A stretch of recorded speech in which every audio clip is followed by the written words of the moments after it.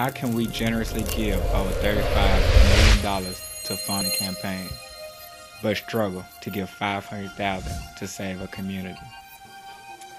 Well, to tell you the truth, Mr. James, there's a great need that's in our city, and it's still been here ever since the assassination of Dr. King. Actually, we have people who come to our city, they go to the Civil Rights Museum, and they go back into the same lifestyle. Hopefully, with our camp, with social wellness, we'll have people that will take responsibility and accountability for their lives. How can we come up with over $57 million to fund a school, but stop far short of $500,000 to record history that will last a lifetime? Why is there still so much black-on-black crime, self-hatred? Where is this mindset of systemic slavery and self-abuse coming from? And then I had to start my research and my journey. And that journey came from a long line of looking at the way our people think, Tennessee and Memphis, and then the Civil Rights Movement. Actually, with the assassination of Dr. King, it seems as though Memphis was paralyzed.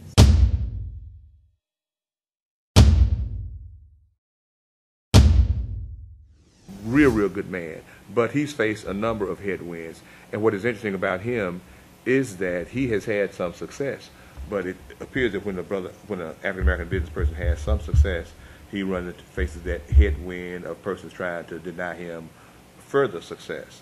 There used to be an old saying when I was a young person. It says that Caucasians in the North didn't care how big you got as long as you didn't get too close. This is the 1950s, I heard this. And in the South, Caucasians didn't care how close you got as long as you didn't get too big.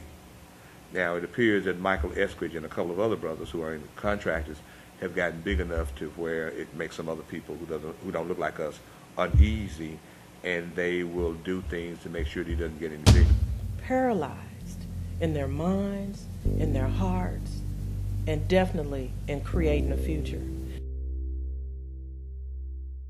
What we're fixing to do is not just raise money so that we can attach our name to just another project that's good for the community.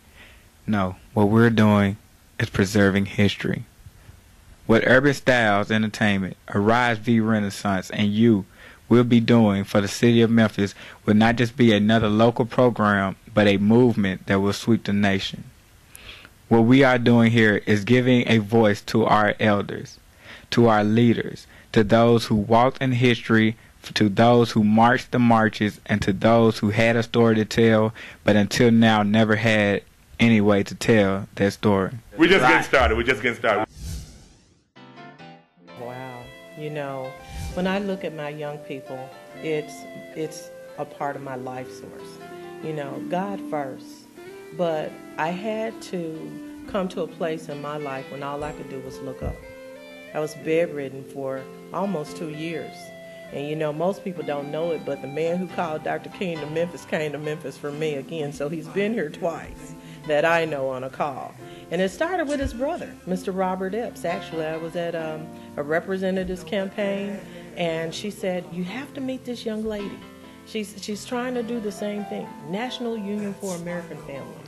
Mr. Robert and Bob Epps, two brothers, came back to Memphis to try to finish the unfinished works of Dr. King, to help the workers. We had 2 black mayors, and we still had the sanitation issue going on.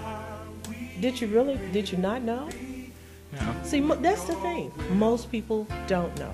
So to be socially well puts the responsibility back on you. So why my young campers? Why are they starting early? It's because they are developing eyes that normal people don't have. So now they're going to look and think before they act because they're socially well. That's what we do. That's social wellness. That's history.